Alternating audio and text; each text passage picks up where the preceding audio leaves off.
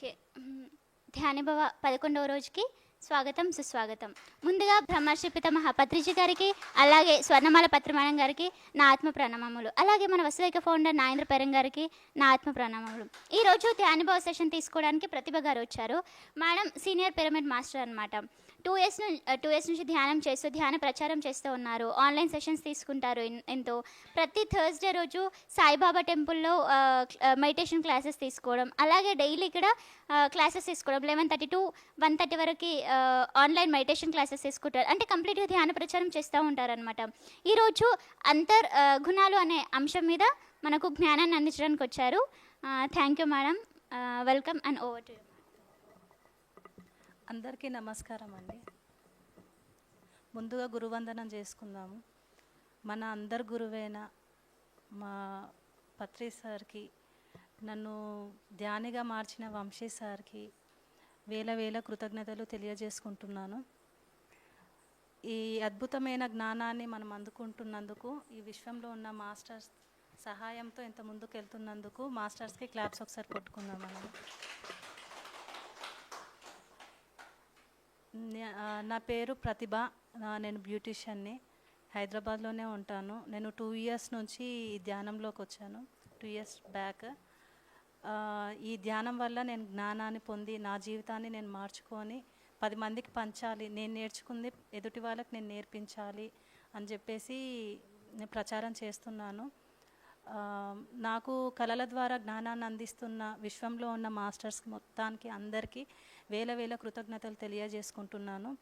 ఇంకా నాకు ఈ చక్కటి అవకాశాన్ని కల్పించిన వసుదైక ఫౌండర్ అయిన నాగేంద్ర సార్కి థ్యాంక్ యూ సో మచ్. నాకు ఈ క్లాస్ ఇచ్చిన మాస్టర్స్ అందరికీ, మీ అందరికీ థ్యాంక్ యూ సో మచ్. నాకు ఒక 1 వీక్ బ్యాక్ ఒకటి సిచ్యువేషన్ ఎదురైంది. మా బ్రదర్ ఇవి నమ్మరనమాట. మనకు అందరికీ తెలుసు ధ్యానం చేస్తే ఏమవుతుంది, ధ్యానం వల్ల లాభం ఏంటి, ఇవన్నీ మనకు తెలుసు. కానీ బయటి ప్రపంచంలో ప్రాపంచిక మనుషులకు ఎలా అంటే ధ్యానం అంటే అది ఎవరో హిప్నటైజ్ చేసేస్తారు, ధ్యానం చేస్తే ఇంట్లో నుంచి వెళ్ళిపోతారు, పిల్లలు భార్య అట్లా వదిలేసి వెళ్ళిపోతారు అని అపోహలు ఉన్నాయి. దానికి మా బ్రదరే ఫర్ ఎగ్జాంపుల్. మొన్న కడతలు వెళ్ళారు, అక్కడ పిరమిడ్లో ధ్యానం చేశారనమాట. ధ్యానం చేసిన తర్వాత బాగా కనెక్ట్ అయిపోయారు. అయిపోయిన తర్వాత మంచిగా అనిపించింది నాకు అని చెప్పారు. నన్ను కంటిన్యూ చేయండి అన్నయ్య అంటే, అమ్మో నాకు భయం వేస్తుంది, కంటిన్యూ చేస్తే ధ్యానంలోకి వెళ్ళిపోతే ఇలా అయిపోతారంట కదా, హిప్నటైజ్ అయిపోతారంట కదా, ఇల్లు అంతా వదులుకొని వెళ్ళిపోతారంట కదా అని అన్నారు. అప్పుడు నేను అనుకున్నాను అనమాట, నా వాళ్ళకి నేను ఒకటి చిన్న ఇన్ఫర్మేషన్ ఇవ్వాలనుకుంటున్నా. మనందరికీ తెలుసు ధ్యానం గురించి, కానీ నా వాళ్ళకి నేను ఒక చిన్న మెసేజ్ ఇవ్వాలనుకుంటున్నా. ధ్యానం అంటే ఏంటి, ధ్యానం ఎందుకు చేయాలి, ధ్యానం వల్ల లాభాలు ఏంటి అనేటివి నాకు తెలిసిన ఒక చిన్న విషయాలు మనకందరికీ తెలిసిన మళ్ళీ ఒకసారి చెప్పాలనుకుంటున్నాను. ధ్యానం చేస్తే మనకి జ్ఞానం వస్తుంది. జ్ఞానం ద్వారా మనము మన జీవితాన్ని, ఆ జ్ఞానాన్ని ఆచరించడం వలన మనము మన జీవితాన్ని అద్భుతంగా మార్చుకోవచ్చు. ఎప్పుడైతే మనం ధ్యానంలో కూర్చుంటామో ఆ విశ్వశక్తి మన బాడీలోకి వస్తుంది. మనలో ఉన్న రాక్షసత్వం ఎప్పుడైతే బయటకు వెళ్తుందో మానవత్వంతో ఉండి మనము దైవత్వంగా మారిపోతాం. అంటే మనము రాక్షసులుగా ఉన్న మనము ఈ ధ్యానం చేయడం వల్ల దైవత్వంగా మారిపోతాము. అది ఈ ధ్యానం వల్లనే మనకి సాధ్యమవుతుంది. మామూలుగా మనం ఏం చేసినా కూడా ప్రాపంచిక మనుషుల్లాగే ఉంటాం, ఈ ధ్యానంలోనే అది సాధ్యమవుతుంది. దానివల్ల మనం ప్రతి ఒక్కరం ధ్యానం చేయాలి, శాకాహారిగా మారాలి. ఆ ప్రయత్నం నేను చేస్తున్నాను. ఇంకొకటి ఏంటంటే, మనం ఇంట్లో ధ్యానం చేయొచ్చు, కానీ ఇక్కడికే వచ్చి ఎందుకు చేస్తున్నాము? చాలామందికి ధ్యానం కుదరదు ఇంట్లో. ఇక్కడికి వచ్చి ఎందుకు చేస్తున్నామంటే, అందరితో సజ్జన సాంగత్యం చేస్తే మనకు కుదురుతుంది. సజ్జన సాంగత్యం ఎందుకు చేస్తాము అంటే, సత్యం తెలిసిన మాస్టర్తో గడపడం ద్వారా మనం మంచి విషయాలు తెలుసుకుంటాము, మనల్ని మనం మార్చుకోవడానికి ఒక ప్రయత్నం చేస్తాము. అంటే మనం మనల్ని మనం మార్చుకోవడానికి ఒక ప్రయత్నం అయితే చేస్తున్నాం కదా. మన కోసం ఒకసారి క్లాప్స్ కొట్టుకుందాం. నేను ఈరోజు చెప్పబోయే టాపిక్ అంతర్గుణాలు మన జీవితాన్ని ఎలా మారుస్తాయి అనేటివి దీంట్లో తెలుసుకుందాము. అంతర్గుణాలు ఎలా ఏర్పడతాయి, వాటిని ఎలా క్లీన్ చేసుకోవాలి, దానిని మార్చుకొని మన జీవితంలో ఎలా ఇంప్లిమెంట్ చేసుకోవాలనే విషయాలు మనం తెలుసుకుందాము. ఫస్ట్ ఇవి ఎలా ఏర్పడతాయి అంటే, పంచభూతాల నుంచి ఏర్పడతాయి. అంటే పంచభూతాలు 5, మనసు, బుద్ధి, అహంకారం ఈ 8 వల్ల ఇవి తయారవుతాయి. వీటిని మనము గుర్తించుకొని ప్రకృతి నుంచి మనం సేవ్ చేసుకోవాలి. ఎలా అంటే మన గుణాలు ప్రకృతి నుంచి తయారవుతాయి. ఆ ప్రకృతిని మారుస్తే మన గుణాలు మారిపోతాయి, మన మనసు మారిపోతుంది. దీనికి ఫస్ట్ పాయింట్ వచ్చేసి అన్ని క్షేత్రాలలో క్షేత్రజ్ఞుని నేనే అనే విషయాన్ని మనం తెలుసుకోవాలి. అంటే అన్ని శరీరంలో ఉన్నది నేనే, ఆ వ్యక్తిలో ఉన్నది నేనే, ఆ చైతన్యం అంతా నేనే, ఆ చైతన్యం అంతా ఒకటే. నన్ను తిట్టేవాడిలో కూడా నేనే ఉన్నాను, అతనిలో నేనే ఉన్నా, నాలో నేనే ఉన్నా అనే విషయాన్ని ఎప్పుడైతే మనం తెలుసుకుంటామో ఎదుటివారి మీద మనకు ద్వేషము, కోపం ఏమీ ఉండవు. ఒక వ్యక్తి మనల్ని తిడుతున్నాడు అంటే దానికి కారణం ఏంటి? గతంలో మనం వారిని ఏదో చేస్తేనే వాళ్ళు మనం తిడతాము. అప్పుడు మనం ఏం ఫీల్ అవ్వాలంటే నన్ను నేనే తిట్టుకుంటున్నాను కదా, గతంలో ఏదో చేస్తేనే కదా నాకు అది రివర్స్ వస్తుంది, ఏది ఇస్తే అదే తిరిగి వస్తుంది అనే విషయాన్ని మనం గుర్తుపెట్టుకోవాలి. ఇంకొకటి ఏంటంటే ఇప్పుడు మహాభారతంలో కృష్ణుడు ఉన్నారు. తను మహాభారత యుద్ధాన్ని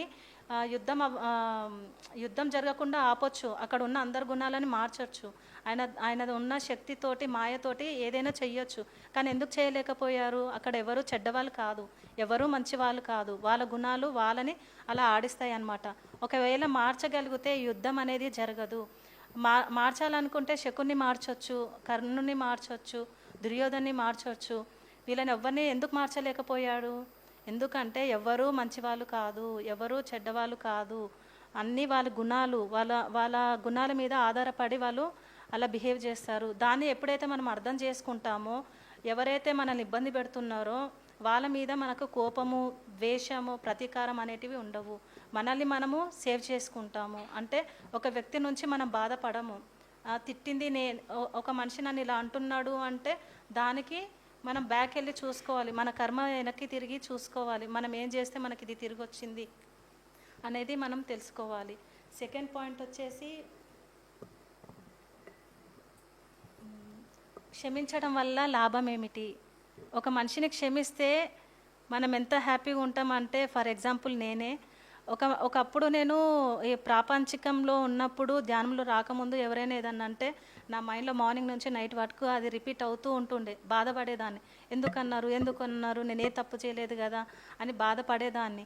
కానీ ఇప్పుడు ఈ ధ్యానంలోకి వచ్చినాక ఏమైపోయిందంటే నన్ను బాధ పెట్టే వాళ్ళని నేను ఆ గత జన్మలు చూసుకొని వాళ్ళని క్షమించడం స్టార్ట్ చేశాను, క్షమించి ప్రేమించడం స్టార్ట్ చేశాను. ఎవరైనా మనల్ని బాధ పెడుతున్నారు అంటే వాళ్ళని ఒకసారి ఉపేక్ష, రెండోసారి ఉపేక్ష, మూడోసారి ఉపేక్ష, అలా 3 సార్లు మనం ఓపికగా ఉండి ఉపేక్షతో ఉండి 4వ సారి వాళ్ళతో యుద్ధం చేయాలి. చేసిన తర్వాత 5వసారి వాళ్ళని క్షమించి వదిలేయడం కాదు, ప్రేమించాలి. క్షమించి ప్రేమించడం వల్ల అది మనకే మంచి జరుగుతుంది. ఎప్పుడు ఒక వ్యక్తి మనం బాధ పెడుతున్నాడు అంటే ఎప్పటికీ ఫీలింగ్ అదే ఉంటుంది, తను ఎందుకు అలా చేస్తారు ఎందుకని. వాళ్ళు మనం తిట్టేసి వెళ్ళిపోతారు, వాళ్ళకి ఏమి ఉండదు, కానీ దానివల్ల మనమే బాధపడతాం. అలాంటప్పుడు ఏంటంటే ఒక మనిషిని క్షమించి వదిలేయడం వల్ల మనం హ్యాపీగా ఉంటాం కదా. ఫర్ ఎగ్జాంపుల్ ఒకటి నేను చిన్న కథ చెప్తాను దీంట్లో. ఒక మనిషిని క్షమించడం వల్ల లాభం ఏంటి అంటే ఒక చిన్న కథ చెప్తాను. ఒక అత్త కోడళ్ళు ఉంటారు. ఆ అత్త ఏం చేస్తుందంటే చనిపోయిన తర్వాత పైలోకాలకు వెళ్ళిపోతుంది, ఆత్మలోకాలకు వెళ్ళిపోతుంది. వెళ్ళిపోయిన తర్వాత అక్కడ ఉన్న మాస్టర్స్ అడుగుతారు, నువ్వు భూలోకంకి వెళ్ళి ఏం చేసావు అని అడుగుతారు.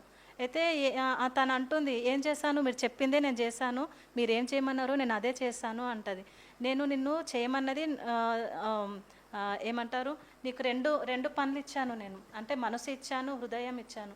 ఒక మనిషిని బాధ పెట్టే మనసు ఇచ్చాను, క్షమించే గుణాన్ని, హృదయాన్ని కూడా ఇచ్చాను. నువ్వు ఒకటే వాడినవు, రెండోది వాడలేదు, నీకు డోస్ సరిపోలేదు, నువ్వు మళ్ళీ భూమి మీదకి వెళ్ళాలి, నువ్వు మళ్ళీ ఆ లెసన్ నేర్చుకొని పైకి రావాలి అని చెప్పేస్తే ఆమె రియలైజ్ అవుతుంది, అయ్యయ్యో నేను కిందికి వెళ్ళి ఒక ఆ మనిషిని బాధ పెట్టినా, నా కోడల్ని బాధ పెట్టినా కానీ నేను రియలైజ్ అవ్వలేదు, ఆమెను క్షమించలేదు, అంటే నేను దాన్ని అక్కడ వదిలేసే వచ్చినందుకు మళ్ళీ నాకు పనిష్మెంట్, నేను ఇంకో జన్మలో మళ్ళీ అది క్లియర్ చేసుకొని రావాలి అని ఆమె తను ఫీల్ అయిపోయిన తర్వాత మళ్ళీ కొన్ని రోజులకి కోడలు చనిపోయి పైకి వెళ్ళిపోయిన తర్వాత తను అడుగుతారంట, నువ్వేం చేసావు, నీ కోడలు మీ అత్త నిన్ను బాధ పెట్టింది కదా, నువ్వు ఎందుకు సైలెంట్ అయిపోయి ఎందుకు చేయలేదు అని అడిగితే తను ఏమంటుందంటే, వద్దు సార్, నేను రియలైజ్ అయిపోయినా, నేను నిజం తెలుసుకున్నా, నాకు అంతా అర్థమైపోయింది, నేను క్షమించేసా సార్, ఇంకా నాకు అదంతా వద్దు, ఇంకా నా దాంట్లో నన్ను లాగకండి, నేను హ్యాపీగా ఉన్నాను అని చెప్పేసి తను అనిందంట. అంటే ఈ మనం ధ్యానంలోకి వచ్చినాక ఏదైతే జ్ఞానాన్ని పొందుతామో ఒక మనిషి మనల్ని బాధ పెట్టినప్పుడు ఆ బాధను ఎప్పుడైతే మనము అర్థం చేసుకొని ఈ వ్యక్తిని అర్థం చేసుకొని ఎప్పుడైతే క్షమించి వదిలేస్తామో తర్వాత మనం హ్యాపీగా ఉంటాం. మన ఈ లైఫ్ అంతా హ్యాపీగానే ఉంటుంది. కానీ వచ్చే జన్మలకు కూడా ఏంటంటే ఇప్పుడు మనం గతంలో తెచ్చుకున్న కర్మల్ని పోగొట్టుకొని ఇప్పుడున్న కర్మలు కొత్త కర్మలు చేయకుండా నెక్స్ట్ వచ్చే జన్మలో కూడా ఉన్నతమైన జన్మను తీసుకొని భూమి మీదకి వస్తాము. దీనివల్ల ఇలా ఒక మనిషిని క్షమించడం వల్ల ఇన్ని లాభాలు ఉంటాయి. ఒకవేళ మనం క్షమించకపోతే మళ్ళీ కొత్త గుణం తయారవుతుంది, కొత్త కర్మలు మనం మళ్ళీ క్రియేట్ చేసుకుంటాము. అందుకే మనం ఏంటంటే మన విషయంలో ఎవరైనా బాధ పెట్టినా కష్టపెట్టినా వాళ్ళని మనకు అప్పటి వరకు బాధ అనిపిస్తుంది, ఎందుకు ఇలా చేశారు. మనం ధ్యానం చేసినా కూడా మనకి వెంటనే రియలైజ్ అవ్వము. అప్పుడైతే ఒక ఫీలింగ్ వస్తుంది, ఎందుకు ఇలా జరిగింది అని. నాకే ఇప్పుడు కూడా ఒక్కోసారి అనిపిస్తుంది. కానీ అవేర్నెస్తో ఉంటాను నేను. ఉండే ఏమనుకుంటా అంటే అరే నేను ఇలా ఆలోచించొద్దు కదా, నాకు జ్ఞానం అనేది ఒకటి ఉంది కదా, నేను అన్నీ నేర్చుకుంటున్నాను కదా, ఈ వ్యక్తి నాలో ఇలా బిహేవ్ చేశారంటే దీనికి ఏదో రీజన్ ఉంది, అంటే ఇక్కడ ఏదో నేను నేర్చుకోవడానికి ఇది జరిగింది అని చెప్పేసి నేను క్షమించేస్తున్నా. ఇప్పుడు నాలో ఉన్నది ఏంటంటే నన్ను ఎవరు బాధ పెట్టినా వాళ్ళని నేను క్షమించేయాలి, క్షమించేసి ప్రేమించడమే పెట్టుకున్నాను. ఇది ఒక మనిషిని క్షమిస్తే ఏంటంటే మనమే హ్యాపీగా ఉంటాం. లేదంటే అది చిత్రహింసలు అదే మైండ్లో పెట్టుకొని మన హెల్త్ ఇష్యూస్ పాడు చేసుకోవడం అవన్నీ జరుగుతాయి. ఇంకొకటి థర్డ్ పాయింట్ వచ్చేసి మనము ఈశ్వరార్పణ అనే బుద్ధితోటి కర్మలు చేయాలి. అంటే మంచి పనులు అనమాట. మనం ఏ పని చేసినా కూడా, ఒక మంచి పని చేసినా కూడా ఆ దేవుడు నాతో ఇలా చేయించాడు అని మనం అనుకోవడం వల్ల ఏంటంటే మనకి అహంకారం రాదు. ఇప్పుడు ఫర్ ఎగ్జాంపుల్ కొంతమంది గుళ్ళల్లో కానీ అన్నదానాలు చేస్తారు, బ్రహ్మోత్సవాలు గొప్పగా చేస్తుంటారు. అలా మంచి పనులు చేసే వాళ్ళు ఏమంటారు అంటే మీరు ఇవన్నీ ఎలా చేస్తున్నారు అంటే ఇవన్నీ నేను చెయ్యట్లేదు, కొంతమంది మాత్రమే ఇవి చెప్తారు, ఆ దేవుడు నాతో అలా చేయించుకుంటున్నాడు. అంతెందుకు మా అపార్ట్మెంట్లో నవరాత్రి టైంలో 9 days అమ్మవారిని పెడతాము. ఒక్కొక్క రోజు మాకు నైట్ 12 to మార్నింగ్ 6 వరకు అమ్మవారిని ఒక్కో రోజు ఒక అలంకరణ చేస్తాం. సరస్వతీదేవి కానీ, లక్ష్మీదేవి కానీ, పార్వతీదేవి కానీ, అలా మేము ఒక్కొక్క రోజు ఒక్కొక్క అలంకరణ చేస్తూ ఉంటాం కదా. మాకు టైట్నెస్ రాదు. అందరు అడుగుతారు మీరు ఎలా చేస్తున్నారు అంటే అమ్మవారు మాతో అలా చేయించుకుంటుంది. అంటే ఈశ్వరార్పణ బుద్ధితో మనము కర్మలు చేయాలి. మనం ఒకవేళ అవును మేము ఇలా చేసాము అని గొప్పలకి వెళ్ళి మనం చెప్పుకుంటాం కదా, అప్పుడు ఏమైపోతుందంటే మనలో అహంకారం వచ్చేస్తుంది. అహంకారం ఏంటంటే మళ్ళీ కొత్త కర్మలు ప్రకృతి క్రియేట్ చేస్తుంది. టెస్ట్ అనమాట ఇదంతా. మనకేందంటే నువ్వు ఇన్నర్గా ఎలా ఉన్నావు అనేది చెక్ చేస్తుంది. అప్పుడు మనం ఏంటంటే మనం ధ్యానంలో ఉన్నాం కదా, ఏ పని చేసినా కూడా ఈ పద్ధతిలో వెళ్ళిపోవాలన్నమాట. అహంకారం అనేది మన లోపలికి రాకుండా ఆ గుణాన్ని అక్కడికి ఆపేసేయాలి. అలా ఆపేయడం వల్ల ఏంటంటే కొత్త కర్మలు చేయడానికి ఉండదు. ఒక్కసారి అహంకారం వచ్చిందంటే మళ్ళీ స్టార్ట్ అవుతుంటుంది, నేను ఇంతే, నేను ఇలాగే, నేనే కరెక్ట్ అనే ఫీలింగ్ మనకు వచ్చేస్తుంది. ఇంకొకటి ఏంటంటే ఇప్పుడు పైనున్న దేవతలు ఒకప్పుడు ఒక్క దుష్కర్మ చేస్తే వాళ్ళు మళ్ళీ భూమి మీద రాక్షసులుగా ఎంతోమంది జన్మలు ఎత్తారు. అంటే ఒక్క తప్పు చేశారనుకోండి, ఒక జన్మ ఎత్తేవాళ్ళు. మరి మన జీవితంలో పుట్టినప్పటి నుంచి మరణం వరకు ఎన్నో తప్పులు చేస్తున్నాం అంటే మనం ఎన్ని జన్మలు ఎత్తాలి అంటే మన గుణాలను మనం ఎలా మార్చుకోవాలి అంటే ఆ ద్వేషం కానీ, కోపం కానీ, వ్యామోహం కానీ, కోరికలు కానీ అవన్నీ కంట్రోల్ చేసుకునేటప్పుడు అవేర్నెస్తో ఉండాలి. ఏ సిచ్యువేషన్ వచ్చినా కాసేపు ఆలోచించి దాని నుంచి నేను ఎలా బయటపడాలి, దాని నుంచి నేను ఏం నేర్చుకోవాలి, మనం భూమి మీదకి ఏం నేర్చుకోవడానికి వచ్చాము. యాక్చువల్లీ మనము ఇప్పుడు అందరూ కొంచెం లైఫ్ డిఫరెంట్ అయిపోయిందంటే గందరగోళంగా పడిపోతారనమాట. అయిపోయింది నా లైఫ్ అయిపోయింది ఇంకేం లేదు అని గందరగోళంలో పడిపోతారు. యాక్చువల్లీ వాళ్ళకి నాకు ఒక డ్రైవర్ ఉన్నారు, అతను ఒక 3 months నుంచి రావట్లేదు. నేను కాల్ చేస్తాను, నాకు అర్జెంటు ఒక పని పడింది వెళ్ళాలి. అబ్బాయికి లవ్ ఫెయిల్ అయిపోయింది. ఇంకా అంటున్నాడు మేడం అయిపోయింది మేడం, నా లైఫ్ అంతా అయిపోయింది, గందరగోళం అయిపోయింది, నన్ను మోసం చేసేసింది, నేను డ్రింక్కి అలవాటు పడిపోయాను, ఇంకా నాకు అవ్వట్లేదు, నేను ఎక్కడికి వెళ్ళాలంటే తనకు నేను కౌన్సిలింగ్ ఇస్తున్నాను. నేను అప్పుడు చెప్పాను, నీకు ఈ సిచ్యువేషన్ జరిగింది, ఒక అమ్మాయి మోసం చేసిందంటే అక్కడ నువ్వేం చేసావు అంటే గతంలో నువ్వు ఏదో ఒకటి చేసావు కదా, చేస్తేనే నీకు రిటర్న్ అది వచ్చింది కదా, నువ్వు అది అబ్జర్వ్ చేసుకో. అంటే నీకు స్టార్టింగ్లోనే ఈ సిచ్యువేషన్ వచ్చింది, ఇంకా ముందు నువ్వు అనుకున్నావు, పెళ్ళైన తర్వాత ఇంకేదైనా జరిగితే మనం తట్టుకోలేం కదా, అంటే ఇది ఇక్కడ నువ్వు ఏదో నేర్చుకోవడానికే ఇది జరిగింది అని చెప్పేసి నేను ధ్యానంలో కూర్చోబెట్టి ఆ అబ్బాయికి కౌన్సిలింగ్ ఇస్తూ ఉన్నాను. అబ్బాయి అదే అంటున్నాడు, మేడం మీరు మాట్లాడుతుంటే నాకు మంచిగా అనిపిస్తుంది, మీరు కౌన్సిలింగ్ ఇస్తూ ఉంటే నా మైండ్ సెట్ అవుతుంది. అతను తాగి తాగి ఎలా అయిపోయాడంటే యాక్సిడెంట్ చేసుకోవడము, భయము, నిద్రపోడు, ఇప్పుడు మైగ్రేన్ కూడా స్టార్ట్ అయిపోయింది. ఇంకా వాళ్ళకి ఏంటంటే వ్యసనాలు, అట్రాక్ట్ అయిపోతారు. అంటే ఆ బాధను తట్టుకోకుండా ఇంకేం చేయాలని వెతుక్కుంటారు. అంటే అక్కడికి వెళ్తే నేను మారుతానేమో. నేను ఒకటే అన్న, ఎక్కడికి వెళ్ళకు, ఇక్కడ గురుస్థానం ఉంది, ఇక్కడికి వచ్చి డైలీ ఒక 1 hour కూర్చొని వెళ్ళు. అందరితో పాటు కూర్చుంటే మన మైండ్ మారుతుంది. అక్కడ మాట్లాడే మాటలు మనం వింటూ ఉంటే మనల్ని మనం మార్చుకుంటాము. అంటే సజ్జన సాంగత్యం చేయడం వల్ల ఏంటంటే మనలో ఉన్న లోపాలని, గుణాలని మనం మార్చుకొని మన జీవితాన్ని కరెక్ట్ చేసుకుంటాం అనమాట. సో 4th పాయింట్ వచ్చేసి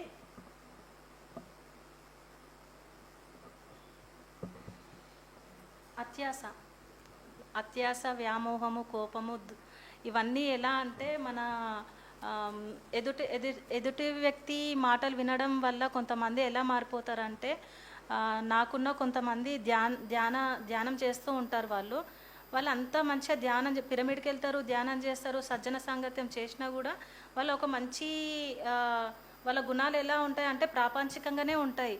వాళ్ళు ఎంత జ్ఞానం అన్నీ మళ్ళీ క్లాసులు చెప్తుంటారు. వాళ్ళు అలా ఉండాలి, ఇలా ఉండాలి అన్నీ చెప్తుంటారు. కానీ వాళ్ళకు వచ్చేసరికి అవి కరెక్ట్గా ఉండవు. వాళ్ళు ఏం చేస్తారంటే ఎప్పటి నుంచో వాళ్ళు కష్టపడ్డ డబ్బులు, వాళ్ళు కష్టపడి ఒక్కొక్క రూపాయి ఖర్చు పెట్టిన కష్టపడిన డబ్బులు ఏం చేస్తారంటే ఒక ఊర్లోకి ఒక ఆమె వచ్చిందనమాట. ఆమె చిట్టీలు వేస్తుంటే ఆమె దగ్గర అందరూ కష్టపడిన డబ్బులన్నీ కట్టేసిన తర్వాత తను ఏం చేసిందంటే, నాకు అవే డబ్బులు నాకు రిటర్న్ ఇవ్వండి, మీకు 1 lakh 5 rupees లాగా నేను ఇంట్రెస్ట్ ఇస్తాను అని చెప్తే, అలా ఫస్ట్ అందరూ 1 lakh ఇచ్చారు. ఆమె ఎవ్రీ మంత్ 5,000 ఇస్తూ ఉంది.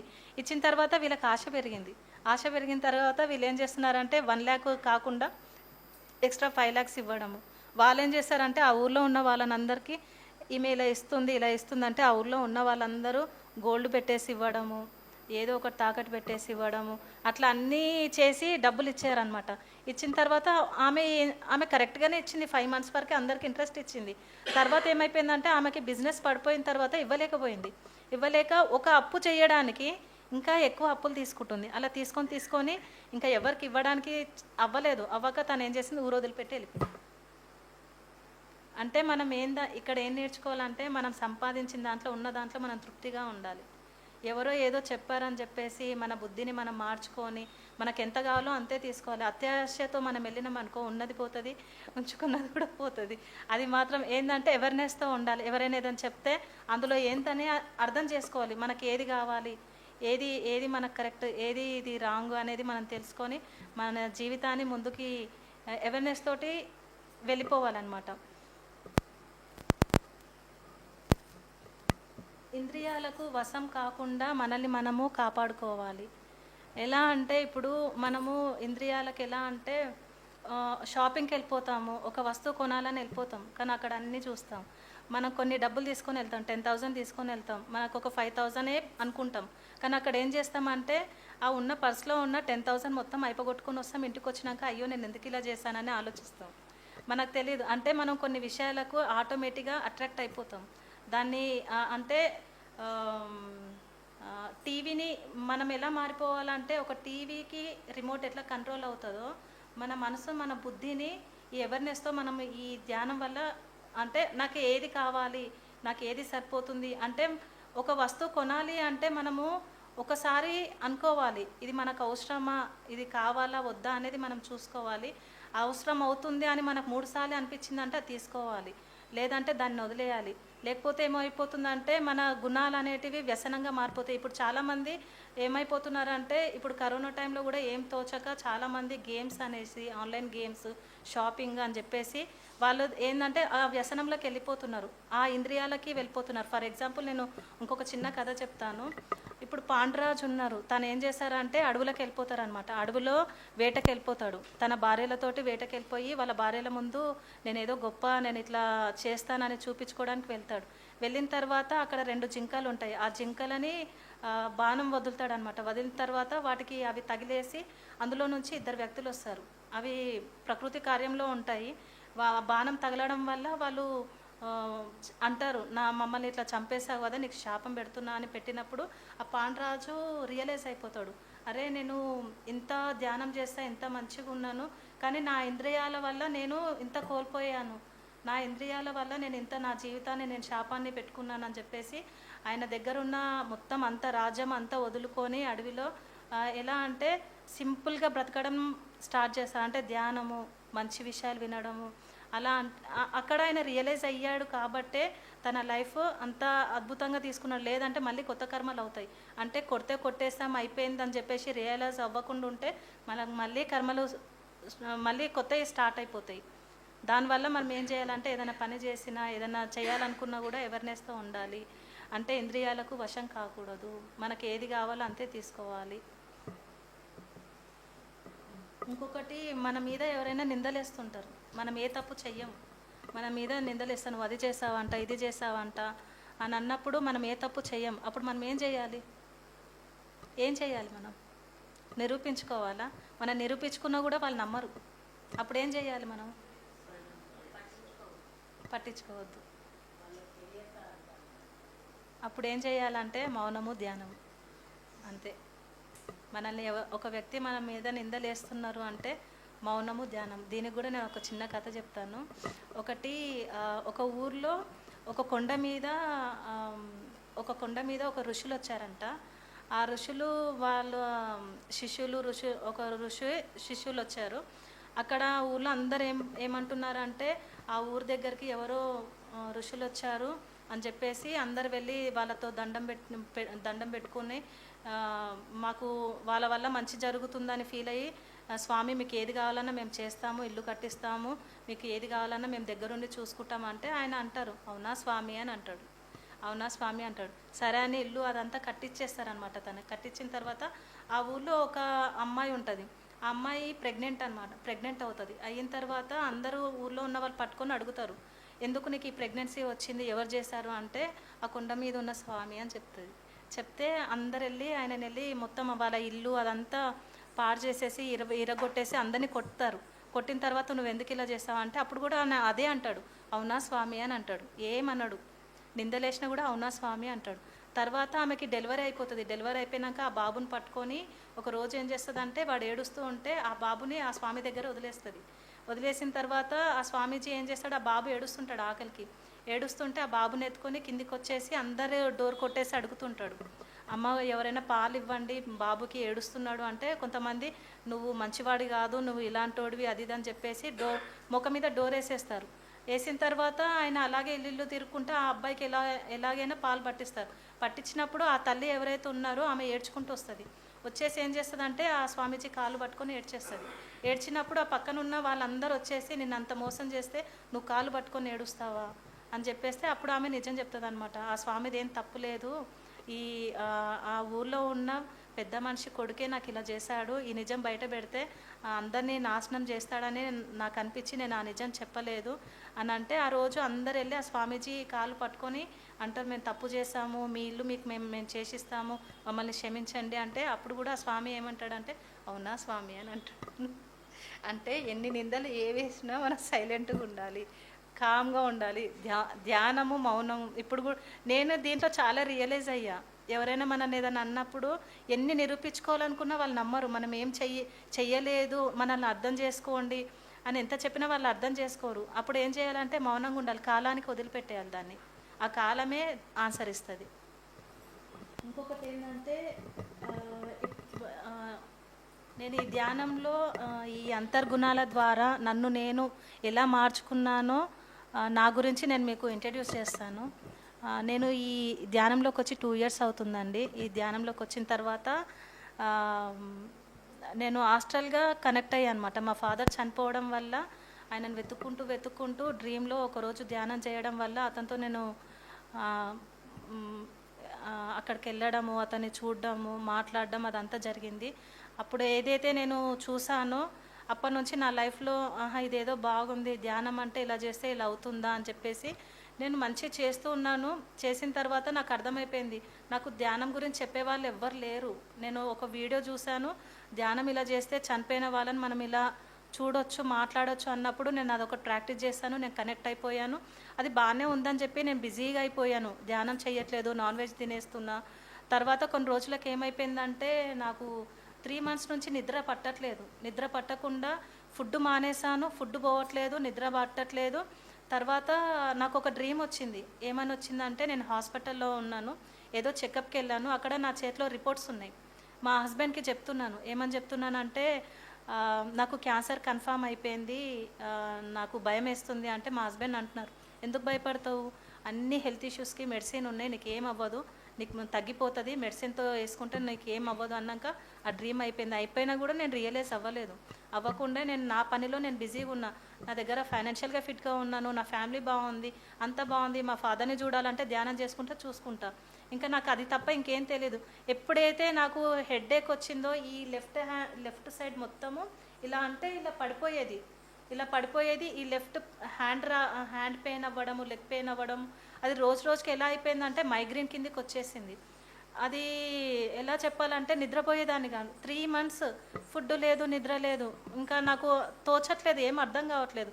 నేను ఎంత పవర్ఫుల్ హెడ్ఏక్ ట్యాబ్లెట్ వేసుకున్నా కూడా నో యూస్. అప్పుడు నేను ఏం చేశానంటే, అక్కడ వీడియో చూశాను కదా, దాని కింద ఒక నంబర్ ఉంటే కాల్ చేశాను.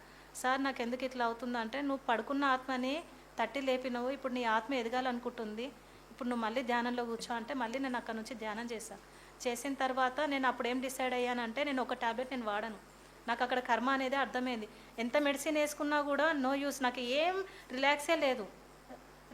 అది ఎలా అంటే భయం పుట్టుకొచ్చిన టైంలో నేను ఏమనుకున్నా, నన్ను నేను టెస్ట్ చేసుకున్నా, నేను మెడిసిన్తో కాదు ధ్యానంతో నేను సెట్ చేసుకోవాలని చెప్పి ఎగ్జాక్ట్లీ నేను 1 week అండి 3 times చేసేదాన్ని, కర్మ విపాకం చేసేదాన్ని. అంటే రియలైజ్ అయిపోయా, ఇంత బాధపడుతున్నా అంటే ఈ బాధ నేను ఎవరికో పెట్టుంటా కదా అని క్షమాపణ చెప్పుకోవడం నేను ఎప్పుడైతే చెప్తూ రియలైజ్ అవుతూ ఉన్నానో 1 weekలో నేను పోగొట్టుకున్నాను. అది నా కర్మని నేను పోగొట్టుకున్నా. నాకు ఫ్యూచర్లో క్యాన్సర్ వచ్చేది. నేను ఎప్పుడైతే రియలైజ్ అవుతూ ఉన్నానో, ఆ క్యాన్సర్ వచ్చింది అన్నాక నేను కొన్ని రోజులు చేసి వదిలిపెట్టేసా. అంటే నాకు అయిపోయిందిలే, ఒక 5 days నేను చేశాను కదా, కర్మ పోయి ఉంటుందిలే అని నేను అనుకున్నా. కానీ అదేంటంటే క్యాన్సర్ రూపంలో కాకుండా నాకు మైగ్రేన్ రూపంలో వచ్చింది. చాలామంది అన్నారు, ఆ టెస్ట్ చేయించుకో, నువ్వు అది స్టార్టింగ్ స్టేజ్ ఏనేమో, దాన్ని ఇప్పుడే తగ్గించుకోవచ్చు అన్నా కూడా నేను వినకుండా ధ్యానంలో కూర్చొని అది తగ్గించేసుకున్నాను. దాని తర్వాత ఎప్పుడైతే నాకు ఈ ప్రాబ్లం పోయిందో, నాకు అప్పుడే జ్ఞానం అనేది తెలుసుకున్నాను. అంటే ఈ ధ్యానం వల్ల మనము జ్ఞానం వస్తుంది, మన హెల్త్ ఇష్యూస్ పోగొట్టుకోవచ్చు, ఆర్థికమైన సమస్యలు పోగొట్టుకోవచ్చు, మానసికమైన ప్రాబ్లమ్స్లో నుంచి బయటపడవచ్చు అనేది నేను అప్పటి నుంచి తెలుసుకున్నాను. అప్పటి నుంచి ఏంటంటే కంటిన్యూగా నేను ధ్యానం చేయడము, క్లాసులు చెప్పడము, గ్రూప్లలో క్లాసులు వినడము, ఇవన్నీ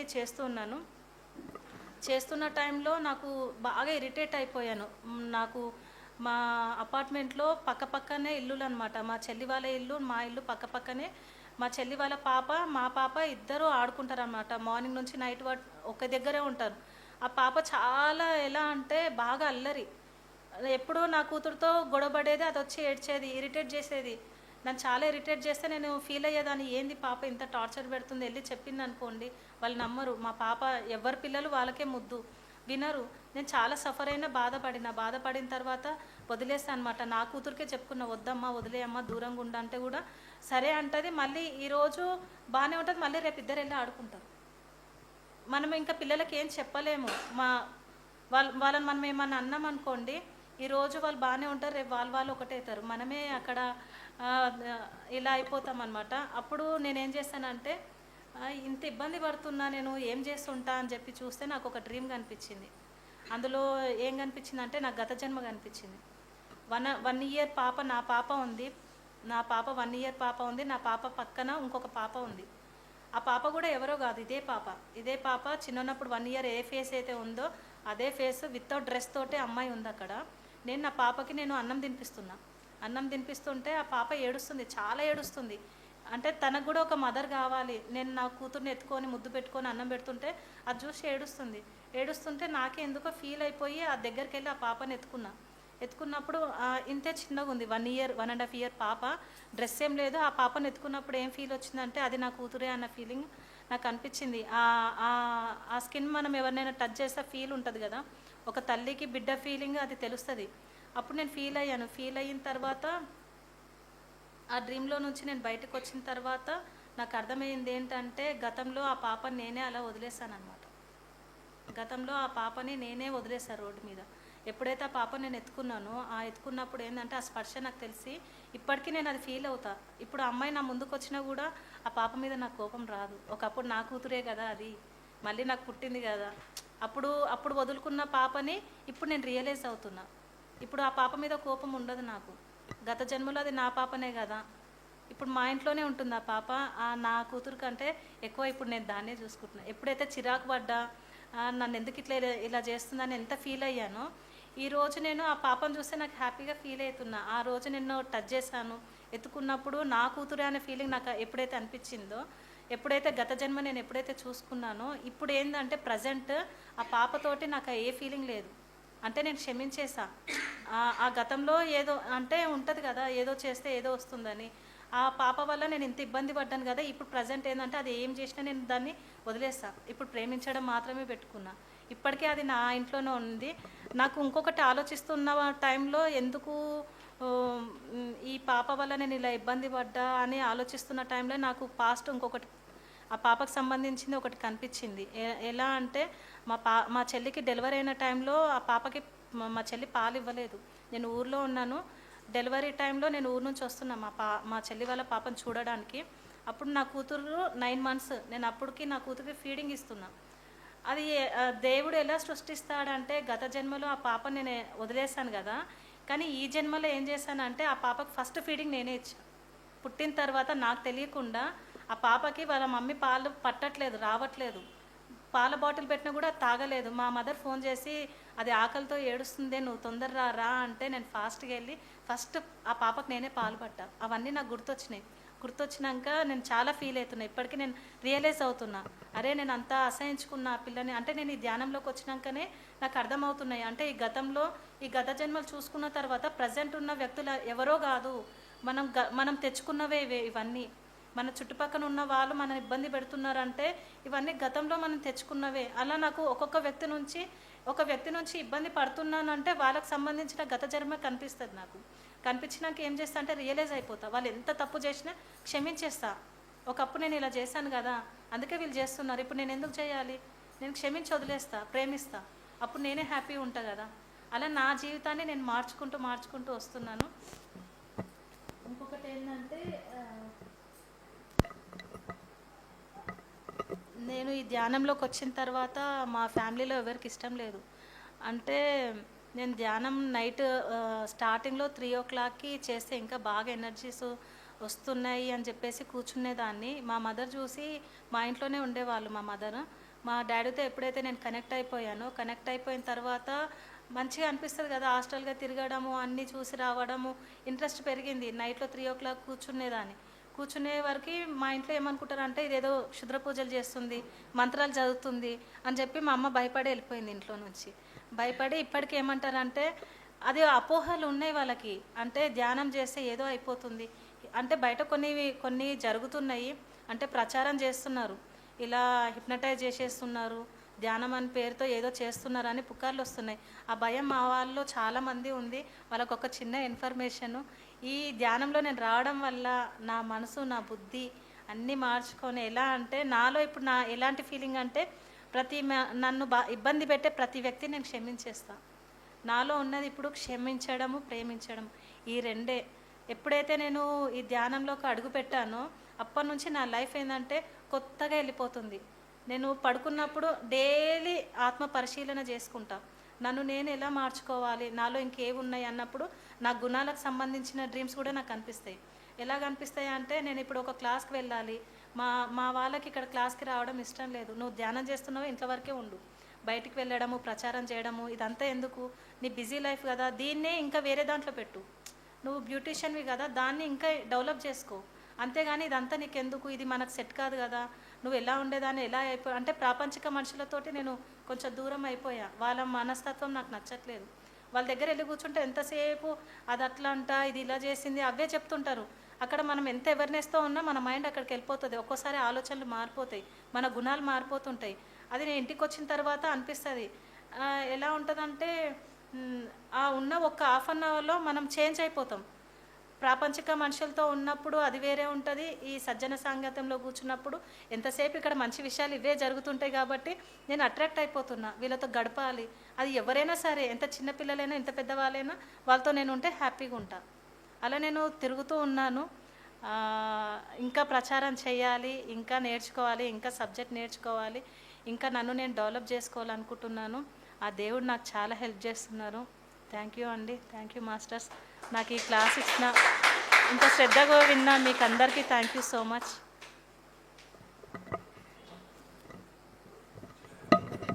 ఏమైనా డౌట్స్ ఉంటే అడగండి. అవునండి,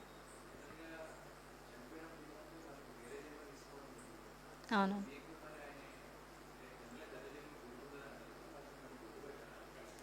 వాళ్ళు యాక్చువల్లీ మా ఫాదర్ ఎలా కనిపిస్తారంటే, ఇక్కడ ఉన్నప్పుడు ఆయన కలర్ తక్కువ ఉంటారు, పొట్ట ఉండేది. అక్కడ ఎలా ఉంటారంటే అందంగా కనిపిస్తారు.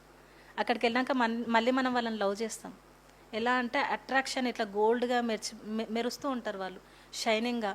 అప్పుడు నేను ధ్యానం చేసినప్పుడు మా ఫాదర్ని ఫస్ట్ ఎలా చూసానంటే, నాకు సాయిబాబా అంటే నమ్మకం లేదు. కానీ ఈరోజు నేను బాబా గుడికి వెళ్ళి దండం పెట్టుకొని వచ్చాను. ఎందుకు నేను సాయిబాబాను నమ్ముతున్నానంటే, ఫస్ట్ టైము ఆ వీడియోలో మీరు ఇష్టమైన దైవాన్ని ప్రేయర్ చేసుకొని మీరు ధ్యానంలో కూర్చోండి, మీకు ఏది కావాలన్నా కనిపిస్తుంది అన్న టైంలో నేను బాబాని అసలు నమ్మలేదు. కానీ వాళ్ళు అన్నారు కదా, సరే ఒకసారి ట్రై చేద్దామని చెప్పేసి బాధపడుతూ ఏడుస్తున్నా. మా ఫాదర్తో నేను చాలా బాగుండేదాన్ని. మా ఫ్యామిలీలో ఎప్పుడూ ఇట్లా చనిపోవడం నేను ఎప్పుడు చూడలేదు, ఫస్ట్ టైం అనమాట. అది నేను భరించలేకపోయినా. ఆయనతోటి నేను డైలీ క్లోజ్గా మూవ్ అయ్యేదాన్ని. ఒక్కసారి మనిషి కనిపించకపోతే అది తట్టుకోలేక నేను వెతికేదాన్ని, వీళ్ళు ఎక్కడ పోయి ఉంటారు, ఎక్కడ ఉంటారు, అసలు ఉంటాయా ఇవన్నీ, నరకము స్వర్గం అనేటివి ఉంటాయా, అవన్నీ ఏంటంటే యూట్యూబ్లో ఎత్తుక్కునేదాన్ని. అందులో అన్నీ చూపిస్తారు కదా, నరకాలు, యముడు, అవన్నీ చూపిస్తారు కదా. అప్పుడు నాకు ఒక వీడియో వచ్చింది, అంటే చనిపోయిన వాళ్ళతో ఎలా మాట్లాడాలి అనే వీడియో చూసుకున్న తర్వాత నేను ధ్యానంలో కూర్చొని అడిగా, నేను నిన్ను చూడాలి బాబా, నువ్వు ఉన్నావు అంటే నాకు చూపించు అని చెప్పేసి బాధపడి నేను ధ్యానంలో ఒక 10 minutes కూర్చొని అడిగాను. నాకు 3 o'clock ఎలా కనిపించారంటే ఈ ఆఫే. వాళ్ళు ఉన్న ప్లేస్ ఎలా ఉంటుంది అంటే, అవతార్ మూవీలో గ్రీనరీ ఉంటుంది చూడండి, ఎంత అద్భుతంగా ఉంటుందంటే అసలు మనం తట్టుకోలేము. ఆ గ్రీనరీ, ఆ వాటర్, ఆ రోడ్డు, ఆ చెట్లు, అవన్నీ నేను చూసి వస్తాను కాబట్టి నాకు అది ఏంటంటే హాస్టల్గా మళ్ళీ వెళ్ళి చూడాలని చెప్పేసి సాధన ఎక్కువ చేస్తూ ఉంటాను. మా ఫాదర్ కనిపించినప్పుడు అరుస్తున్నా, నేను ఎందుకు ఏడుస్తున్నా, నువ్వు ఉన్నావు కదా, నువ్వు నాకు కనిపిస్తున్నావు, నేను ఎవరికి చూపించుకోవాలి, నువ్వు ఉన్నవని నేను ఎవరికి చెప్పుకోవాలని నేను నిద్రలో అరుస్తున్నా. అప్పుడు నేను కళ్ళు తెరిచి చూసిన తర్వాత ఏం రియలైజ్ అయ్యానంటే, వీళ్ళు ఎక్కడ వెళ్ళకుండా ఉండరు, అంటే పైకి వెళ్ళిపోయారు కదా, మనం ఇక్కడ మిస్ అయిపోయాము అనుకుంటాం, కానీ వాళ్ళు అక్కడ ఉన్నారు. నేను అక్కడికి వెళ్ళి వాళ్ళని చూసుకున్నా కాబట్టి ఆ ధైర్యం వచ్చింది నాకు. ఇంకొకటి ఏంటంటే, మీరు అన్నారు కదా, ఏమన్నారు సార్, ఇంకో జన్మ తీసుకుంటారన్నా?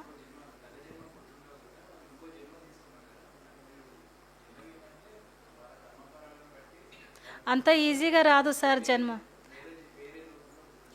అవునవును,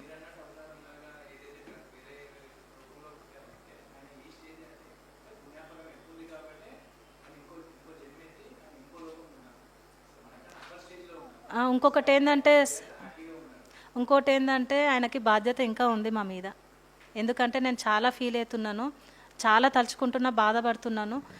ఆయనకి ఇంకా బాధ్యత ఉంది. వాళ్ళు ఏంటంటే మనము వాళ్ళ బాధ్యత తీరేంత వరకు వాళ్ళు ఒకవేళ ఒక జన్మ తీసుకున్నా కూడా మనకి ఇన్ఫర్మేషన్ వస్తుంది. నేను ఇక్కడ పుట్టబోతున్నా, ఇక్కడ పుట్టబోతున్నా అనే ఇన్ఫర్మేషన్ అయితే వస్తుంది. అంటే మనం వాళ్ళకి దగ్గర అయిపోతాం కదా, మనం వాళ్ళతో మాట్లాడుతూ ఉంటాం, చూస్తూ ఉంటాం కదా. ఆ కనెక్టివిటీ ఎలా ఉంటుందంటే ఇన్ఫర్మేషన్ మొత్తం వస్తూ ఉంటుంది. ఎలా అంటే ఫర్ ఎగ్జాంపుల్ నేను ధ్యానంలో నాకు ఫ్యూచర్ కూడా తెలుస్తుంది. నాకు ఒక ఫ్యూచర్ ఎలా తెలిసిందంటే, నేను రోడ్డు మీద నిలబడి ఉన్నాను, మా ఫాదర్ వచ్చారు, చాలా బాగున్నారు, ఆ డ్రెస్సింగ్ కానీ ఆయన కానీ నేను అట్రాక్ట్ అయిపోయా. డాడీ ఎంత బాగున్నావు నువ్వు అన్నాక నా పట్టుకున్నాడు. ఆ పట్టుకున్నప్పుడు నాకు ఆ స్పర్శ 3 days దాకా ఉంటుంది. ఆయన నా పట్టుకున్నప్పుడు ఆ ఫీలింగ్ 3 days ఉంటుంది నాకు. ఆయన రూమ్కి తీసుకెళ్ళాడు నన్ను. రూమ్కి తీసుకెళ్ళి చిన్న రూమ్ ఉంది, ఆయన పక్కన ఇంకొక వ్యక్తి ఉన్నాడు. అంటున్నాడు, నాతో పాటు ఈ వ్యక్తి ఉన్నాడు, ఇందులో ఇప్పుడు ఇద్దరం ఉన్నాము, నెక్స్ట్ ఇంకొక వ్యక్తి రాబోతున్నాడు అని చెప్పేసి ఆ ప్లేస్ చూపించారు. ఆ ప్లేస్లో ఎలా అంటే ఒక టేబుల్ వేస్తుంది, అది బరువుగా ఉంది. ఆ బరువు ఉన్న టేబుల్ని ఆయన మోసి పక్కన పెడుతున్నాడు. పెట్టేయమంటున్నాడు అంటే, ఇక్కడ ముగ్గురం కంటే ఎక్కువ పట్టము, మేము ముగ్గురమే ఉంటాము, ఇక్కడికి ఒక వ్యక్తి రాబోతున్నాడు అంటే నేను అవేర్నెస్తో లేను అక్కడ. అంటే నేను అక్కడ ఏం ఫీల్లో ఉన్నా అంటే చాలా రోజుల తర్వాత మా డాడీ కనిపిస్తున్నారు కదా అని ఆయన నా చేపట్టుకున్నప్పుడు ఆ ఫీల్ని నేను ఎంజాయ్ చేస్తున్నా. క్వశ్చన్ అడగలేకపోయా, ఇక్కడికి వచ్చే వాళ్ళు ఎవరు అని అడిగిన ఉంటే నాకు ప్రజెంట్ ఇప్పుడు ఎవరో చనిపోయే వాళ్ళు నాకు తెలిసేవాళ్ళు. నేను అవేర్నెస్తో లేను, నేను అడగలేదు తనని. అడగకుండా ఆయన కళ్ళలో చూసి నేను అడుగుతున్నా, ఇంక ఇంతేనా మనము, ఇదేనా, ఇంకా మనం కలిసేది లేదా అంటే, ఇంకా ఏముంది అయిపోయింది ఇంతే కదా అన్నాడు. ఆ డ్రీమ్ అక్కడికి అయిపోయింది. అయిపోయిన తర్వాత నాకు ఒక 1 వీక్ వరకు అదే ఉంది మైండ్లో, ఎవరు ఇక్కడ నుంచి పోయేది, ఇక్కడ నుంచి వెళ్ళేది ఎవరు అని ఆలోచిస్తున్న టైంలో నాకు మా అత్తయ్య ఫోన్ చేసింది. మా అత్తయ్య ఫోన్ చేసి, ఇట్లా మనకు తెలిసిన వాళ్ళు చనిపోయారు, నువ్వు వెళ్ళి, మేము ఊరు నుంచి రాలేము, నువ్వు వెళ్ళి చూడు అని చెప్పింది. సరే అని చెప్పేసి నా మనసులో తడతా ఉంది అది, ఆ వ్యక్తి ఇతనేనేమో, మా డాడీ చెప్పిన వ్యక్తి ఇతనే, అతనికి బ్రదర్ అవుతారు, ఈయన మా డాడీకి బ్రదర్ అవుతారు. అయితే నేను అనుకుంటున్నాను ఇతనేనేమో అని క్వశ్చన్ వేసుకుంటూ వెళ్ళిపోయిన తర్వాత చూస్తుంటే చనిపోయిన వాళ్ళ వైఫ్ ఉంటుంది కదా, ఆమె నన్ను హగ్ చేసుకొని అంటుంది, మా డాడీ ఆయన చాలా క్లోజ్ అనమాట, అది బ్రదర్స్లా ఉండరు, ఫ్రెండ్స్ లాగా ఉంటారు. అలాంటి వాళ్ళు అప్పుడు తను ఏమంటుందంటే, మీకులాగే నా భర్త మీ డాడీ వదిలిపెట్టి వెళ్ళినట్టే నా హస్బెండ్ కూడా వెళ్ళిపోయాడు, మీ డాడీ మా ఆయనని తీసుకెళ్ళిపోయారు, ఇప్పుడు హ్యాపీగా కింద విడిపోయారు కానీ పైన కలుసున్నారు అనే ఇన్ఫర్మేషన్ ఆమె నోట్తో నాకు వచ్చేసి, అప్పుడు నాకు ఆ మనిషి నాకు అర్థమైపోతుంది కదా, ఈ చనిపోయిన వాళ్ళని ఒకప్పుడు నేను చూస్తే భయపడేదాన్ని. చనిపోయిన వ్యక్తిని చూడంగానే నైట్ పడుకునేటప్పుడు దిండు కింద దేవుడి ఫోటోలు పెట్టుకోవడము, నిమ్మకాయలు పెట్టుకోవడము, బెడ్ కింద చెప్పులు పెట్టుకోవడము, అవన్నీ భయపడి నేను చేసేదాన్ని. కానీ ఇప్పుడు నేను ఎలా ఉన్నానంటే, ఒక వ్యక్తి చనిపోయారు అనుకోండి, అంతా అబ్జర్వ్ చేస్తా, ఎక్కడికి వెళ్తారు వీళ్ళు, పైకి వెళ్తారు, వీళ్ళని మనం ధ్యానంలో చూసుకోవచ్చు, ఏడుపు దుఃఖం రాదు. అది మా డాడీతోనే అయిపోయింది, నాకు ఆ ఫీలింగ్ అనేది పోయింది. ఎప్పుడైతే ఆమె నన్ను గట్టిగా హగ్ చేసుకొని చెప్పిందో, మీ డాడీ నా భర్తను తీసుకెళ్ళిపోయాడు, ఒక్కడే అయిపోయిండని, తోడుకు నా భర్తను తీసుకెళ్ళిపోయాడు అనేది. అక్కడ నేను కన్ఫర్మ్ చేసుకున్నాను, మా డాడీ చెప్పిన వ్యక్తి ఇతనే అనేసి. అట్లా నాకు ఏంటంటే గతం కనిపిస్తుంది, ఫ్యూచర్ కనిపిస్తుంది. సాధన బాగా చేస్తాను నేను. స్టార్టింగ్లో ఎలా అంటే నాకు ఇవి కనిపిస్తున్నాయని విపరీతంగా చేసేదాన్ని. అలా చేసినప్పుడు ఏంటంటే, ఫ్లగ్లో మనం ఫింగర్ పెడితే కరెంట్ షాక్ ఎలా కొడుతుందో నా బాడీ అంతా అలా తట్టుకునేదాన్ని కాదు, ఆ పవర్ తట్టుకోలేక వదిలేసేదాన్ని, అంత పవర్ తీసుకునేదాన్ని నేను. ఇంకేమైనా క్వశ్చన్స్ ఉన్నాయా, ఏమైనా డౌట్స్ ఉన్నాయా?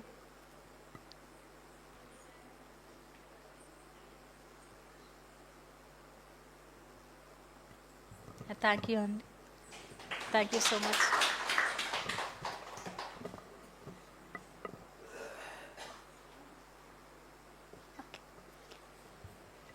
ఎలా ఉంది ఫ్రెండ్స్ ఈరోజు క్లాస్? చాలా అద్భుతంగా ఉంది కదా. మరి మనకి గట్టిగా క్లాప్స్ చేసుకుందామా? ఓకే, ఈ క్లాస్ ఎలా అనిపించింది, మీకు ఏమర్థమైంది? ఒక ఇద్దరు వచ్చి ఎక్స్పీరియన్స్ షేర్ చేసుకుంటారా? మీరు రండి.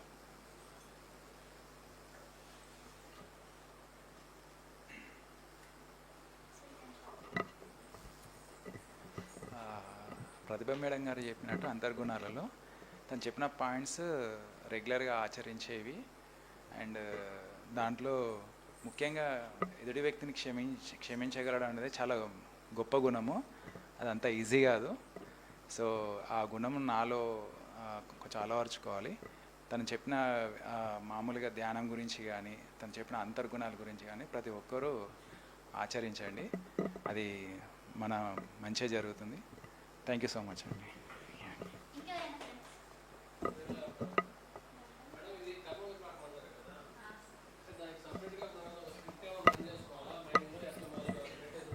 లేదు సార్, మనము స్టార్టింగ్ కూర్చుంటాం కదా ధ్యానంలో, మన శ్వాసను గమనించేటప్పుడు ఒక 10 మినిట్స్ తర్వాత మనము మనసు శూన్యం అయిపోతుంది, మనకు బ్రీతింగ్ లెవెల్ తెలియదు. ఆ టైంలో మనకు సైలెంట్ అయిపోతుంది.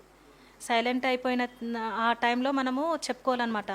ఏదైనా మీకు ఎవరైనా బాధ పెట్టినా, ఏదైనా కష్టం వచ్చినా, హెల్త్ ఇష్యూస్ ఏమున్నా కూడా అక్కడ మనం ఏంటంటే రియలైజేషన్ మెయిన్. నేను ఈ బాధ పడుతున్నా అంటే దీనికి నేను ఏదో చేశా, ఎవరో వ్యక్తి నేను బాధ పెట్టినా కాబట్టే ఇప్పుడు నేను ఇది పడుతున్నాను కదా, నేను వాళ్ళని క్షమించేస్తున్నా అని చెప్పేసి మీరు కూడా క్షమాపణ కోరుకోవాలి. నన్ను క్షమించండి, నేను తప్పు చేశాను కాబట్టి ఇది పడుతున్నా అని చెప్పేసి.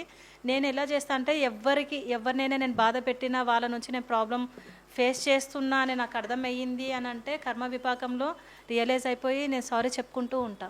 అది 3 days అవుతుంది, 4 days అవుతుంది, 5 daysకి మళ్ళీ నాకు ఇంకో డ్రీమ్ వస్తుంది.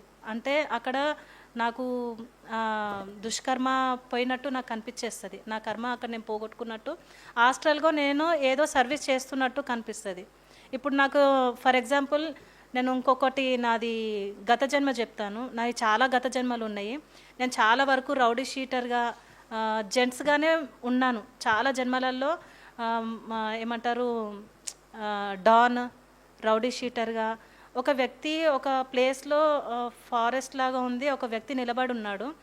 నేను జెంట్గా ఉన్నాను అనమాట, మగవారిగా ఉన్నాను.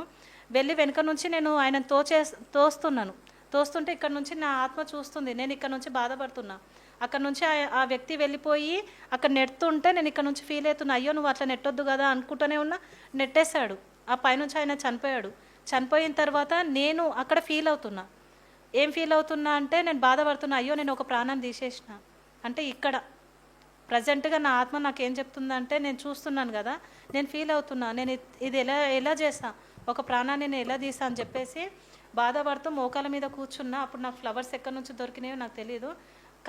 ఇట్లా మోకాల మీద కూర్చొని నన్ను అక్కడ బాధపడుతున్న టైంలో ఎక్కడైతే నేను చంపానో అదే సోల్ వచ్చి నా ముందు నిలబడింది.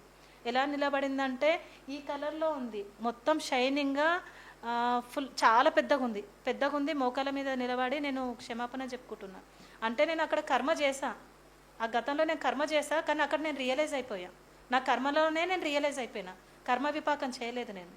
నాకు ఎలా కనిపిస్తాయి అంటే నా గత జన్మ కనిపిస్తుంది, అందులోనే నేను రియలైజ్ అయిపోతా. తర్వాత కూడా నేను దాన్ని వదిలిపెట్టాను. మళ్ళీ ప్రాసెస్ దాన్ని 3 రోజులు 5 రోజులు నేను కర్మ విపాకం చేసుకుంటా కదా.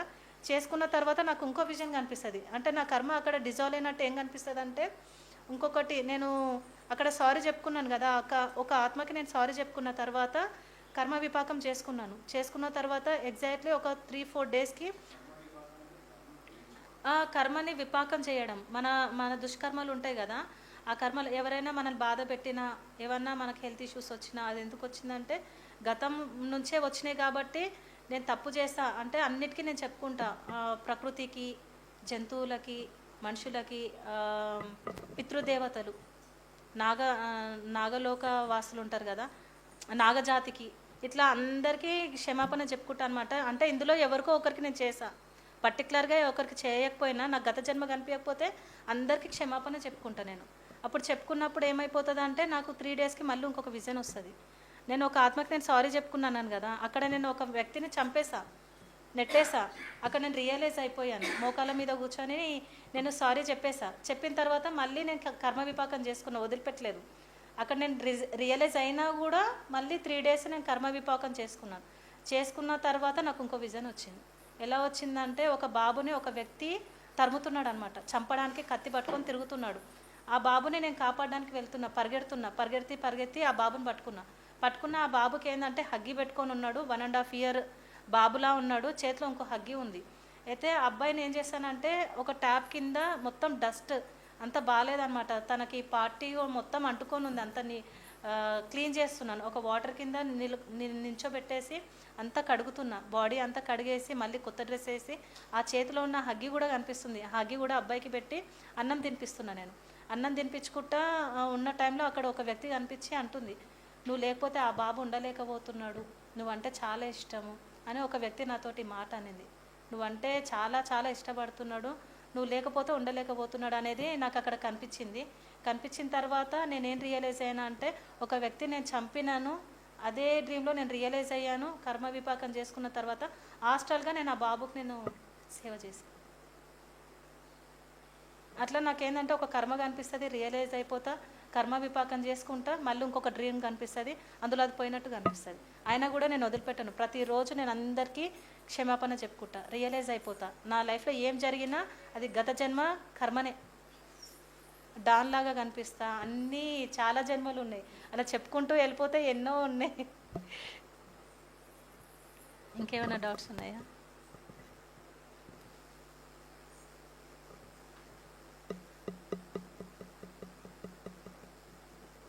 ఇంకొకటి నేను నా గత జన్మ నేను ఇంకొకటి చెప్తాను. ఒక పాత బిల్డింగ్ ఉంది. ఆ బిల్డింగ్ మీద ఒక రౌడీ అన్నమాట. నాకు ఇద్దరు అమ్మాయిలు. ఆ ఇద్దరు పిల్లల్ని మెడ మీద చాకు పెట్టేసి, గొంతు మీద చాకు పెట్టేసి నేను చంపేస్తా అని అంటున్నాడు. అంటుంటే నేను మెట్లు, అది 4 ఫ్లోర్స్ 5 ఫ్లోర్స్ ఉంది, మెట్లకి పరిగెడుతున్నా. పైకి వెళ్ళినాక అంటున్నా, ప్లీజ్ వదిలిపెట్టేసే, నీకేం పాపం చేసినా నేను, నా పిల్లల్ని ఏం చేయకు, వదిలేసే అని నేను బ్రతిమలాడుతున్నా. ఆయన వినకుండా నేను చంపేస్తా, నేను అది చేస్తా అంటే నేను మళ్ళీ మెట్లు దిగి ఉరుకుతున్నా. ఎక్కడ అంటే పోలీస్ స్టేషన్కి వెళ్తున్నా. నేను అక్కడికి వెళ్ళి పోలీస్ వాళ్ళని తీసుకొచ్చి నా పిల్లల్ని నేను కాపాడుకోవాలని వెళ్తున్నాను. వెళ్ళిన తర్వాత కూడా అక్కడ కూడా ఆ వ్యక్తి మనుషులే కనిపిస్తున్నారు. అక్కడ నేను పోలీస్ దగ్గరికి వెళ్ళి చెప్పాలనుకున్నా కూడా వాళ్ళు చాకులు కత్తులు పట్టుకొని అక్కడ కనిపించేసరికి మళ్ళీ అక్కడ నుంచి పరారు. నేను అక్కడ నుంచి వెళ్ళిపోయి అప్పుడు ఏమనుకుంటున్నా, వీళ్ళ ఇంటికి వెళ్దాం, వీళ్ళ ఇంట్లో ఉన్న మనుషులతో నేను చెప్పాను అనుకో, వాళ్ళ ద్వారా వీళ్ళు ఏమైనా మారి నా పిల్లలు నాకు అప్పచెప్పేస్తారేమో అని చెప్పేసి వాళ్ళ ఇంటికి వెళ్ళిపోయిన తర్వాత ఒక చిన్న ఇల్లు ఉంది, పాతిల్లు, ఒక లేడీ మార్వాడి ఆమెలాగా కనిపిస్తుంది. ఆమె ఏమంటుందంటే, ఒక బాబుకి అన్నం పెడుతుంది, చిన్న బాబుకి 1.5 year బాబుకి అన్నం పెడుతుంటే ఆమెను వెళ్ళి అడుగుతున్నా, మీ మనుషులు నా పిల్లల్ని కిడ్నాప్ చేశారు, చంపుతున్నారు, నువ్వు వచ్చి చెప్పు, వదిలేయమని చెప్పు నా పిల్లల్ని అంటే ఆమె ఒక మాట అంటుంది, ఈరోజు నువ్వు ఇంత బాధపడుతున్నావు, నువ్వు నన్ను ఇంతకంటే ఎక్కువనే ఏడిపించినావు, ఇంతకంటే నేను బాధ పెట్టినావు, నువ్వు ఏడుస్తున్న దానికంటే నన్ను ఇంకా ఏడిపించినావు అంటే, అసలు నువ్వు ఎవరో తెలీదు, నేను ఎప్పుడు చూడలేదు, నిన్ను నేనేం చేసి ఉంటా, నేను ఎప్పుడు చేశానంటే గుర్తు చేసుకో అంటుంది తను. గుర్తు చేసుకో అంటే నేను మాట వినకుండా నా చేతికి దొరికిన రాళ్ళు ఇసురు కొడుతున్నా, స్టిక్స్ తీసుకొని కొడుతున్నా. అంతలోపు ఆ రౌడీ దాంట్లో ఉన్న ఒక వ్యక్తి కూడా వచ్చి అక్కడ నిలబడితే ఆయన మీదకి మట్టి పోస్తున్నా, రాళ్ళు వేస్తున్నాను, అన్నీ వేసినా కూడా వాళ్ళు వదులుతారే. ఆమె ఒకటే మాట అంటుంది, నువ్వేం చేసినావు గుర్తు చేసుకో, అక్కడ ఏం చేసావు, ఇంతకంటేనే నన్ను ఎక్కువ బాధ పెట్టినావు కదా, గుర్తు చేసుకో అంటే అప్పుడు నేను అక్కడ ధ్యానం చేస్తున్నా. అప్పుడు ఏడుస్తున్నా, బాగా ఏడుచుకుంటూ కళ్ళు మూసుకొని అంటున్నా, నేను ఈమెకి ఏం పాపం చేశా, నాకు గుర్తుకు లేదు, నేను ఏం చేశానో నాకు తెలీదు, కానీ ఒకవేళ నేను చేస్తుంటే క్షమించండి, నేను ఈ బాధ తట్టుకోలేకపోతున్నా అని చెప్పేసి నేను రియలైజ్ అవుతున్నా. నేను చేస్తుంటే నా తప్పు జరిగిపోయింది, నన్ను క్షమించేసానని అక్కడ నేను రియలైజ్ అవుతున్నా. అయిన తర్వాత ఏడ్చుకుంటూ నేను కళ్ళు తెరిచి చూసినప్పుడు మా డాడీ నా ఇద్దరు పిల్లల్ని పట్టుకొని నడుచుకుంటూ వచ్చేది కనిపించింది. దీంట్లో మీకేం అర్థమైంది? అక్కడ ఇద్దరు పిల్లల్ని గతంలో నేనే చంపుతున్నా, అక్కడ చంపేది నేనే, ఇక్కడ ఏడ్చేది నేనే. అక్కడ మాస్టర్స్ నాకు చెప్తున్నారు, నువ్వు గతంలో చేసిన కర్మ ఇది అంటే, నా ఫ్యూచర్లో అది జరిగేది ఉంది, నాకు గతంలో అది కనిపించింది, దానికి మళ్ళీ నేను కర్మ విపాకం చేసుకున్నాను. అలా చేసుకుంటూ ఉన్నా. ఇలాంటివన్నీ నాకు గత జన్మలు కనిపిస్తూ ఉంటాయి. అక్కడ చంపేది నేనే, ఇక్కడ ఏడ్చేది నేనే. అక్కడ ఒక మాస్టర్ ఉంది కదా, తను నా కర్మను నాకు గుర్తు చేస్తుంది, నువ్వు ఇంత బాధపడుతున్నావు అంటే నువ్వేం చేసినావు గుర్తు చేసుకుంటే అక్కడ నేను రియలైజ్ అయిపోయినా, అంటే నా గత జన్మలోనే నేను డిజాల్వ్ చేసుకుంటున్నాను నా కర్మల్ని. అంటే ఆ స్థాయికి వెళ్ళాలంటే సాధన పెంచాలి, బాగా సాధన చేయాలి. ఎప్పుడైతే మన బాడీలోకి ఆ విశ్వశక్తి ఎప్పుడైతే తీసుకుంటామో ఇలాంటి అద్భుతాలు అందరి జీవితాల్లో జరుగుతాయి. ఇంకా ఏమైనా డౌట్స్, క్వశ్చన్స్?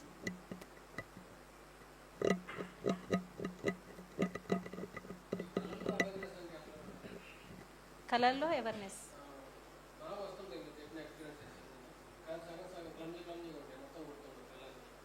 ఎక్కడైతే మనం లాస్ట్ మూమెంట్ ఉంటుందో, మనము కళ అంతా అయిపోయిన తర్వాత లాస్ట్ మనం మేల్కొనే టైం ఉంటుంది కదా, అప్పుడు వెంటనే మేల్కోకుండా మళ్ళీ లైట్గా ధ్యానంలోకి వెళ్ళి గుర్తు చేసుకుంటే గుర్తొస్తాయి. చాలామందికి కళలు మిస్ అవుతాయి, నాకు కూడా అప్పుడప్పుడు కళలు మిస్ అయిపోతాయి. ఎందుకంటే మనం ప్రాపంచిక విషయాలు ఎక్కువ ఆలోచించినప్పుడు మనకి ఎనర్జీస్ తగ్గినప్పుడు కొన్ని కళలు గుర్తుండవు మనకి.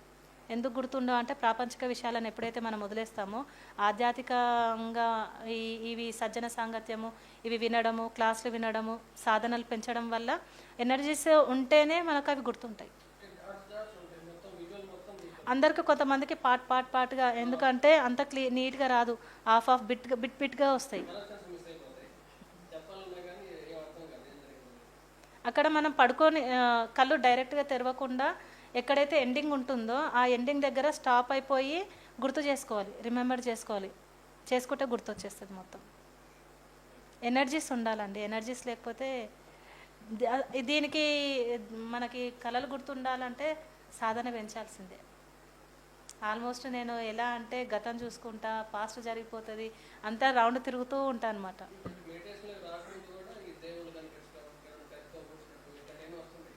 అప్పుడు కూడా నాకు అన్నీ వచ్చేటివి కానీ మనకు పట్టించుకోం కదా.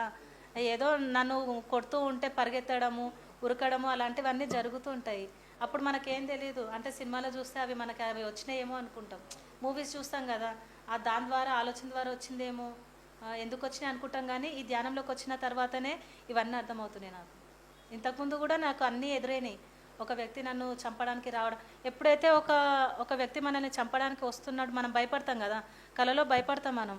ఒక వ్యక్తి మనని కత్తితో పొడుస్తున్నప్పుడు ఏదైతే ఫీల్ ఉంటుందో ఆ ఫీలు మనం వాళ్ళకి పెట్టినట్టు అనమాట. మనం ఏదైతే బాధ భరిస్తామో ఆ ఎదుటి వ్యక్తికి మనం పెట్టినట్టు. ఆ బాధ ఏందో మనకు తెలవడానికి మనం ఫీల్ అవుతాం అంతే.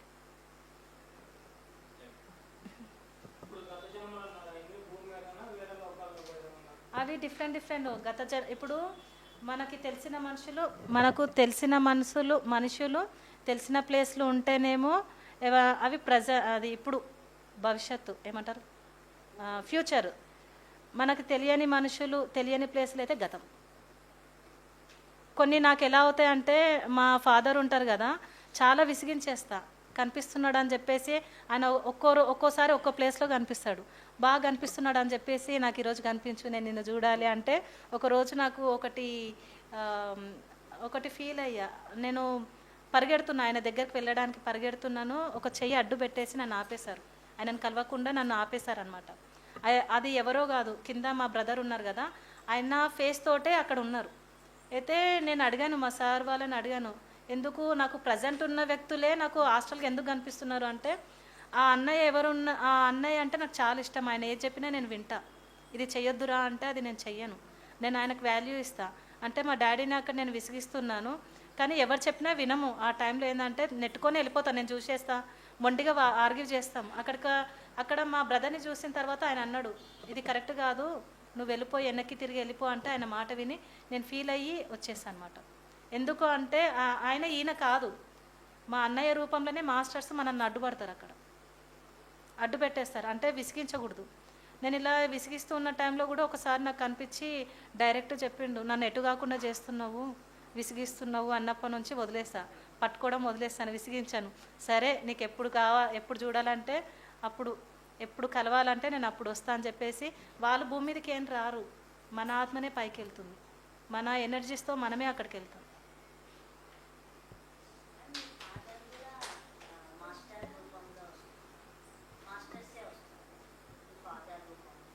మా ఫాదర్ రూపంలో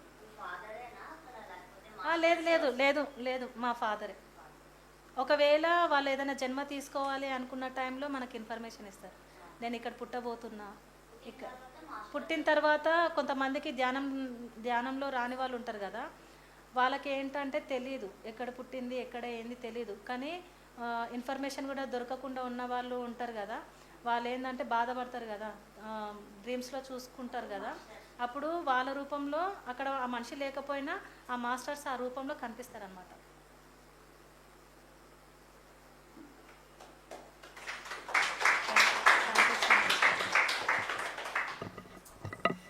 ఓకే, ఈరోజు క్లాస్ ఎంతో అద్భుతంగా జరిగింది కదా. సో మీ ఎన్నో డౌట్స్కి క్లారిఫికేషన్స్ కూడా వచ్చినాయి అనుకుంటాను. So thank you so much madam, ఇంత చక్కటి జ్ఞానాన్ని మాకు అందించినందుకు.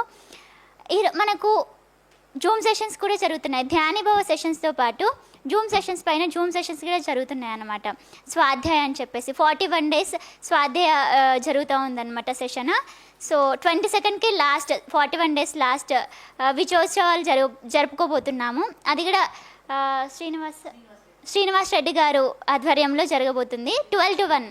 సో తప్పకుండా అందరూ జాయిన్ అవ్వండి. అలాగే మనకు హిందీ పత్రిజీ ధ్యానలహర్ సెషన్ జరుగుతుంది. హిందీ ఫ్రెండ్స్, మీరు ఎవరైనా హిందీ ఫ్రెండ్స్ ఉంటే హిందీ ఫ్రెండ్స్ చెప్పండి, ఇలా జరుగుతుందని చెప్పండి, జాయిన్ చేయమని చెప్పండి, జాయిన్ అవ్వమని. అలాగే మనకు ఇప్పుడు సాటర్డే రోజు 22nd సాటర్డే ఉంది కదా, ఆ రోజు ఇంటరాక్షన్ ఉంది, మన నాగేంద్ర సార్ ఆధ్వర్యంలో ఇంటరాక్షన్ ఉందన్నమాట. So question and answers. So అప్పుడు కూడా అందరూ తప్పకుండా రావాల్సిందిగా కోరుకుంటున్నాను. Thank you so much. అలాగే ఇంత చక్కటి జ్ఞానాన్ని అందించిన బ్రహ్మర్షి పితామహ పత్రిజీ గారికి, అలాగే స్వర్ణమాల పత్రి మేడం గారికి గట్టిగా క్లాప్స్ చేసుకుందాం. అలాగే మన వసుదైక ఫౌండర్ నాగేంద్ర పేరం గారికి గట్టిగా క్లాప్స్ చేసుకుందాం. ఇక్కడ డొనేట్ చేసిన వాళ్ళకి, అలాగే వాలంటరీ వర్క్ చేసిన ప్రతి ఒక్కరికి గట్టిగా క్లాప్స్ చేసుకుందాం. ఇక్కడ ఓపిగా కూర్చొని ఇంత చక్కగా క్లాస్ విన్న మనందరికీ గట్టిగా క్లాప్స్ చేసుకుందాం. Okay, thank you so much friends. మళ్ళీ రేపు కలుద్దాం ఇదే టైంకి. ఓకే, పైన గ్రూప్ ఫోటోకి వచ్చి పైన భోజనం తీసుకుందాం.